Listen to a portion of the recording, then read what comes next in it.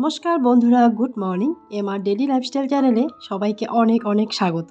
প্রত্যেকে ভালো থেকো, সুস্থ থেকো, আর প্রত্যেকে খুব সাবধানে থেকো এই শীতের সকালে। তো দেখো, সকাল সকালে যে সূর্যি মামা উঠে গেছে, আর আমি তো এসেছি আমার দিদির বাড়িতে। তো যাই হোক, বাড়িতে বিয়ে হলে যা সমস্যা ভুগতে হয় সেটাই হলো। তো এদিকে দেখো, পুরো পরিমাণে কাজের চাপ বাড়িতে, বুঝতেই পারো। আর দিদির বাড়ি আর নিজের বাড়ির মধ্যে পার্থক্য কখনো থাকে না। দিদির বাড়িটাও কিন্তু কখনো কখনো একজন বোনের কাছে নিজের বাড়ি হয়ে যায়। তো যাই হোক, সকাল সকাল দেখো, আর যাই হোক না কেন, বিয়ে হোক, পুজো হোক, যাই হোক না কেন, বাড়ির কাজগুলো কিন্তু করতেই হয়। তো সকাল সকাল দেখো, দিদি এসে জমিতে আর কি গরুটা বেঁধে গেল। তো যাই হোক, ওদের একটা মাত্র গরু।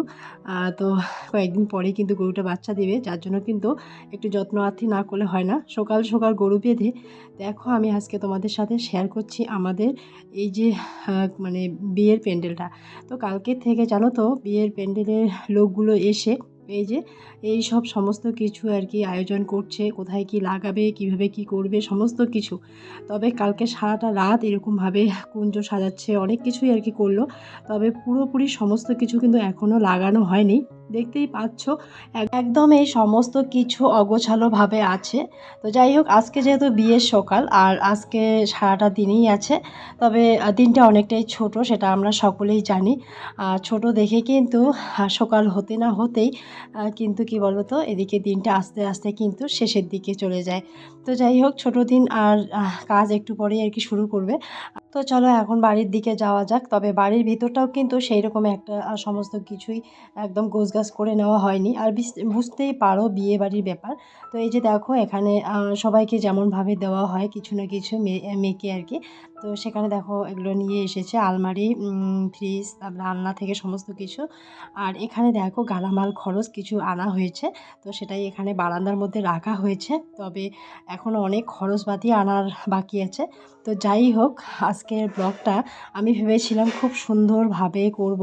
তবে কি জানো তো, ওই যে বলে না, নিজের বাড়িতে বা নিজের দিদির বাড়িতে বিয়ে, বুঝতেই পারো, একদম এত কাজের চাপ ছিল। আমি খালি টুকটাক করে আর কি যতটুকু পেরেছি কাজের মধ্যে দিয়েও আর কি ব্লগটা একটুখানি, যেটুকু আর কি পেরেছি সেটুকুই আর কি তোমাদের সাথে শেয়ার করছি। আর এতটাই আর কি কাজের চাপে ছিলাম আর কি, সেরকমভাবে ব্লগটা তোমাদের সাথে তুলে ধরতে পারিনি। সত্যি আমার ভীষণই খারাপ লেগেছে। তবে এই যে দেখো, এখানে আর কি আমার ভাগ্নিকে সাজানো হচ্ছে, যার শুধু এখন শাড়ি পরানো হচ্ছে। তবে পুরো লুকটা আমি এখন তোমাদেরকে দেখাবো না। তবে ভেবেছিলাম তোমাদেরকে সুন্দরভাবে সমস্ত কিছু দেখাবো, কিন্তু তারপর আর হয়ে ওঠেনি। এর আগেই তো আমি বললাম, এত ব্যস্ত ছিলাম। তো যাই হোক, এখানে আমার ছোট ভাগ্নি, ও নিজেই আর কি একজন বিউটি পার্লার। তো ও নিজেই সাজাচ্ছে ওর দিদিকে। তো সমস্ত কিছুই আর কি সুন্দরভাবেই হয়েছে, আর সাজগোজটাও দারুণ সুন্দর হয়েছে। তো এদিকে দেখতেই পাচ্ছ, এখানে দেখো, ওকে নিয়ে যাচ্ছে পান পাতা মুখে ঢেকে। সত্যি খুবই খারাপ লাগছে আজকের দিনটা।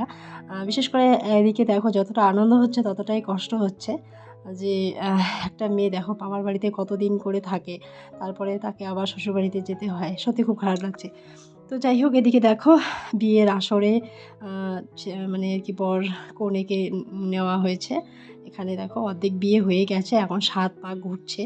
আর বিশেষ করে কি জানো তো, গ্রামের পরিবেশের বিয়ে না এত আনন্দ হয়। তবে বললে ভুল হবে, গ্রামের পরিবেশের বিয়ে সব জায়গার বিয়েই কিন্তু আনন্দ হয়, তাই না? তবে শহর এলাকাতে এরকম করে 7 পাক বেঁধে সবাই আর কি নাচতে নাচতে ঘুরে কিনা আমি জানি না। তবে গ্রামের পরিবেশে এই জিনিসটা সচরাচর আর কি দেখা যায়। সবাই কিন্তু বরের সাথে আর কি, কনেযাত্রী হোক আর বরযাত্রী হোক, সবাই একদম নাচতে নাচতে দেখো ঘুরতেই আছে সমানে। তো এদিকে দেখো, এখনও কিন্তু আমার ভাগ্নির সিঁদুরদান হয়নি। এই যে 7 পাক বেঁধে তারপর সিঁদুরদান হবে। তো চলো, আজকের ব্লগটা আমি সামান্য একটুখানি আর কি তোমাদের সাথে আর কি তুলে ধরছি। তবে বেশি একটা বড় ব্লগ করিনি। তো ওই যে বললাম, একদমই সময় পাইনি। তো যাই হোক, ভীষণ ভালো লাগছে, দেখো সুন্দর একটা মুহূর্ত। তারপরে এদিকে দেখো, সবাই একদম বিয়ের একটা সাইডে নাচ গান একদম হই হুল্লোড় লাগিয়ে দিয়েছে। তবে বাচ্চারা বুঝতেই পারো, বিয়ে মানেই ওদের আনন্দ ফুর্তি। ওদিকে তো বিয়ের মণ্ডপে নাচ গান হলো, তারপরে এদিকে আবার ডিজেতে আর কি সবাই নাচছে।